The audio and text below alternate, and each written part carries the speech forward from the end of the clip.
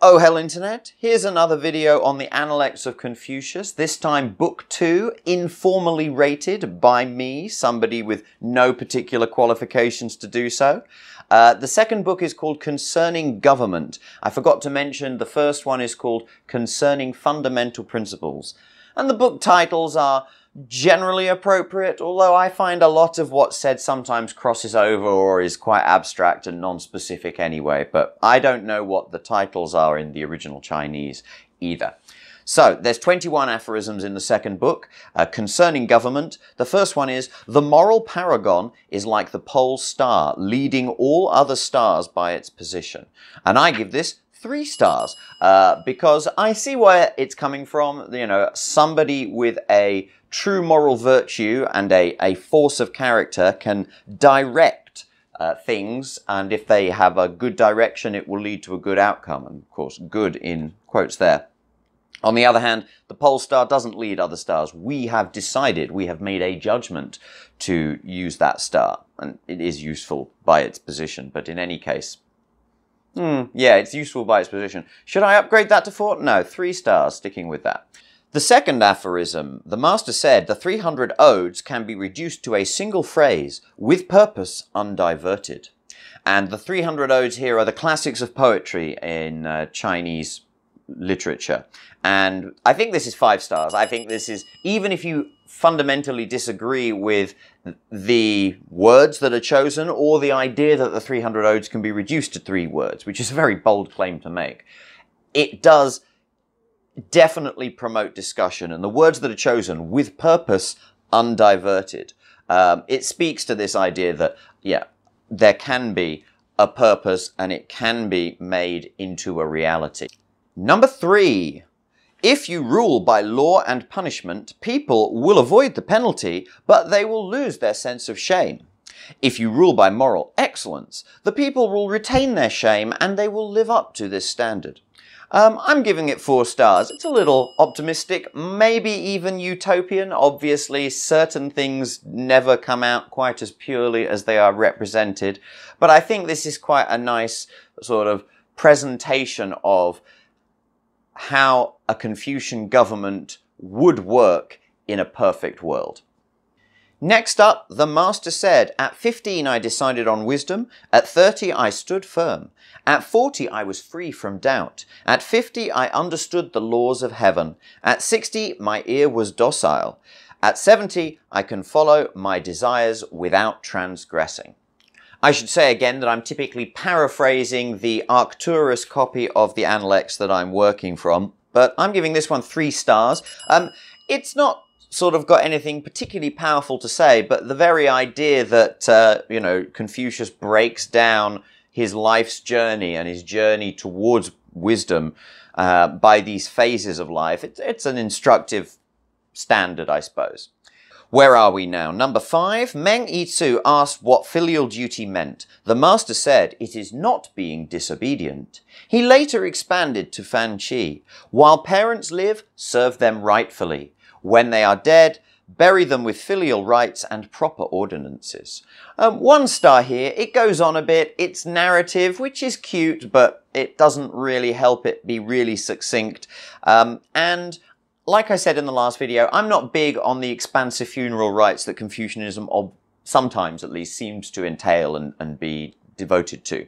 Moving on, Meng Wupo asked what filial duty meant. Parents should only have anxiety when their children are ill, replied the master. So we're back to filial duty, and I'm giving this one 4 stars. Now, that might seem like a little bit of a shift, but for a start, it's much more succinct, and this particular example gets to the good side of filial duty, which I did allude to in the last video as well. It's not all about just discarding filial duty out of hand.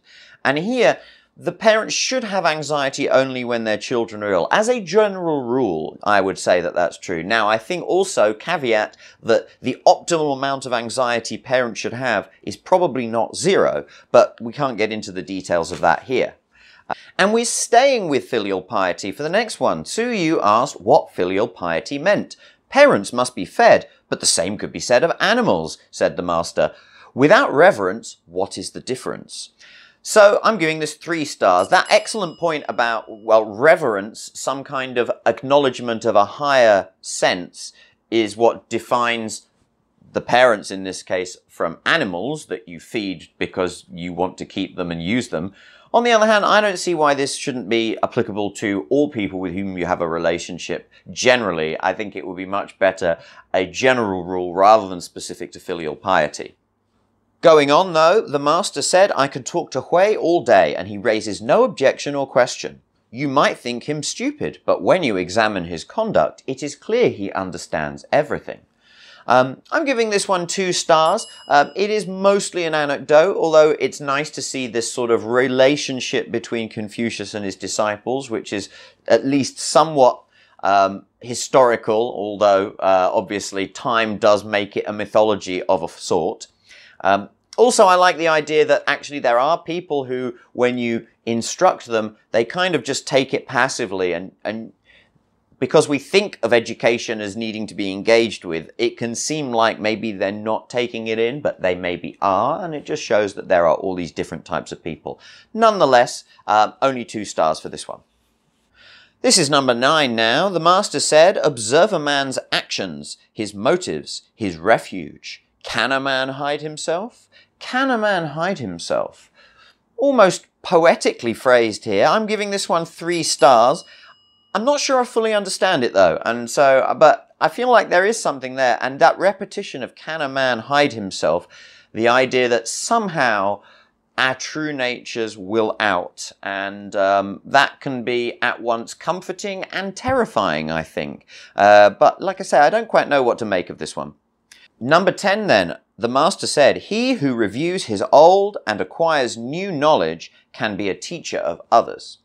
5 stars. I think that this has to be true of anyone who is seriously an educator. And I mean, I'm an educator and I certainly don't live up to this standard fully. I'll be quite candid about that right now. But at the same time, it is clear that anyone who really wants to educate others on any topic should be a fellow learner in the sense that they are also happy reviewing their own knowledge and updating it and taking on new knowledge and comfortable doing that, because doing that is actually a skill. I won't launch into a rant on education, however, but let's go to number 11. The master said, the higher type of man is not a machine. Well, duh, but I'm still giving this 4 stars. Now, it is a little bit kind of maybe even not tautological exactly, but it's like, well, why does this even need saying? But I think it does need saying, and it does beg further questions. What is a higher type of man? And if I use the male gender pronoun or the words like man, it's always in the philosophically gender neutral sense. I want to just reiterate that. But the higher type of man is not a machine, clearly, but why is there a higher type of man, and is there a lower type of man? It's a valid question, and I mean, I don't know what Confucius' answer would have been. Maybe it wouldn't have been the one that we would like to embrace in the modern age, but that's why it's still a good aphorism. The next one is a good pairing, though. Tzu Kung asked about the nobler type of man. The master said, he practices what he preaches, and only then preaches what he practices. So I'm giving this 4 stars as well. I think this is excellent follow-on to what the nobler type of person might actually be. What makes a person more noble than other people? And the idea here is that you must practice what you are going to preach, and in a way only after you practice it are you entitled to preach it. I think in the real world there is a paradoxical circularity here that obviously will be a chicken and egg situation to some extent, but as a general sort of just suggestion of what a nobler person might be like, this is at least vaguely coherent. Sticking with it for number 13, the master said, the noble man is broad-minded and not prejudiced. The inferior man is narrow-minded and prejudiced. And I'm giving this one 3 stars. I think it is still good. I think it does need definition of terms. That's where we find the detail and other things, I'm told. And so it's not quite as timeless as maybe the previous 2 in that sense. On the other hand, I suppose discussing these details is where we're actually going to get more of the meat and bones of what we do on a day-to-day basis. And we're riding the wave for number 14. The master said, learning without thinking is useless. Thinking without learning is dangerous. And I'm giving this one 5 stars. Again, it's timeless. It demands consideration. Obviously, different people might be able to interpret it in different ways depending on how they define their terms. But terms like learning and thinking are terms which, well, you would think have to be defined anyway. So, you know, fundamentally making people argue about the definition of those specific terms is only going to create, expose any flaws in anyone's argument that may come up. Moving on, the master said, to devote oneself to irregular speculations is decidedly harmful. Now, I'm giving this 2 stars as a general rule for humanity. I don't think everyone can be with purpose undiverted, and I think it would be detrimental to humanity if everybody was. And on that basis, to say that it's decidedly harmful to devote oneself to irregular speculations, in other words, not to be focused on one thing, I don't think that's entirely fair. On the other hand, I think it's obviously true that this must be heeded by some people in order to provide benefits to humanity and to give humanity overall a purpose and a direction. Number 16 now. The master spoke of knowledge to you. Knowledge is knowing what you know and what you do not. Knowledge is to know that you do not know. And do not know everything, I suppose, or at least there are things you do not know. And obviously this is brilliant. I'm giving it 4 stars only because it's a little bit less succinct than it could be, in my opinion. But still, it's obviously the perfect expression of Socratic ignorance. And of course, Socrates was living at almost the same time. I don't know if he was actually a contemporary of Confucius, but I suspect he might have been. Or not.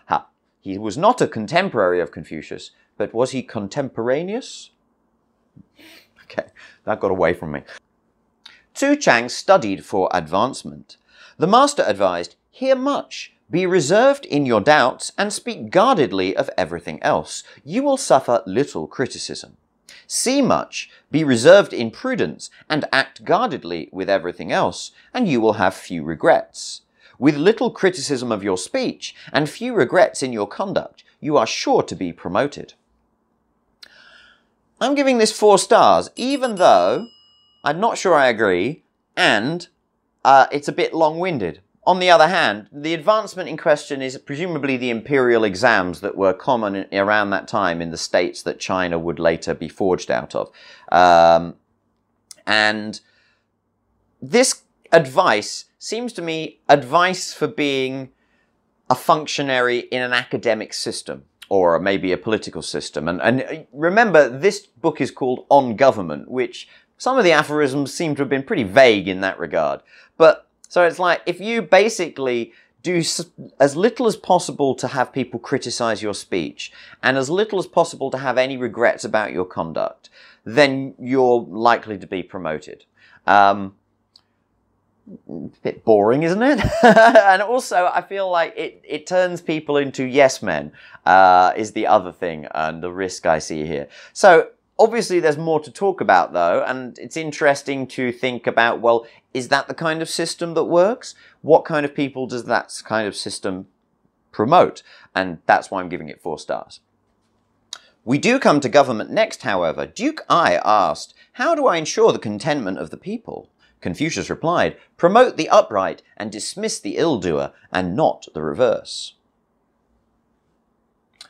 Bit of a duh, isn't it? I'm giving this one 4 stars, and actually I quite like the narrative structure of this, although it does add to the length a little bit, but the idea that a real ruler was asking a real counselor this, it gives it some vitality, I think. But I don't know, what do you think? The people will be more content if they see that good people with integrity are being promoted, and evil people who are in it for themselves are being dismissed.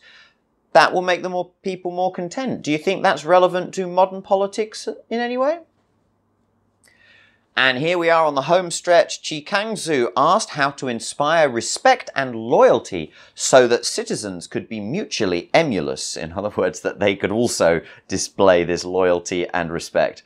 And Confucius advised, lead with dignity, they will be dutiful. Be filial and kind, they will be loyal. Promote the excellent, teach the incompetent, and they will encourage each other. 4 stars again here. It's a little bit more long-winded, and I feel the narrative form kind of maybe works against it in a way it didn't so much for the last one.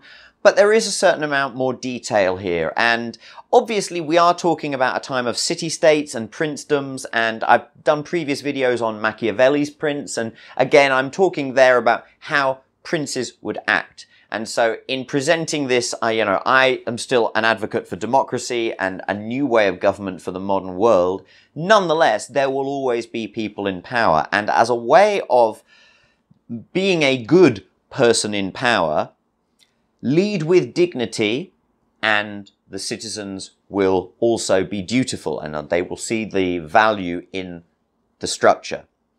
And be filial and kind, and they will be loyal. In other words, if you make your citizens' life better, they will generally be well disposed towards you.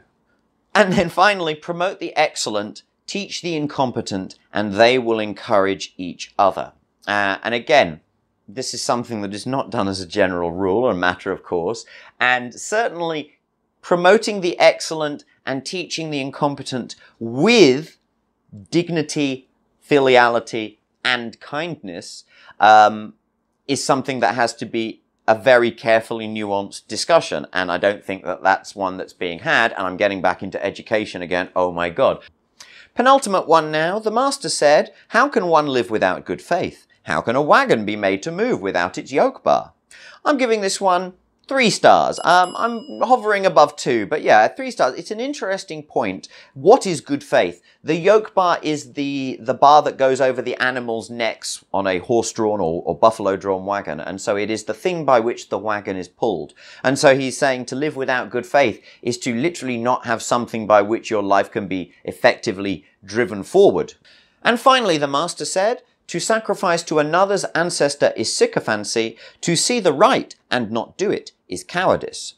So I'm going to give 4 stars to this last one. The second half is a little bit self-evident. To see the right and not do it is cowardice. Obviously, if you're not doing the right thing, it's for some other reason, probably fear-based.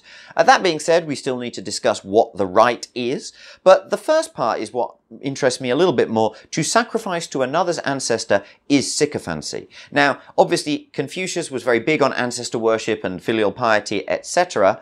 I am not so much, but I am interested in what that would mean in a modern context. To sacrifice to another's ancestor, could it be to devote yourself to another's ideology, or to become an exponent of another's agenda? And certainly put with those terms, it sounds sort of much more negative.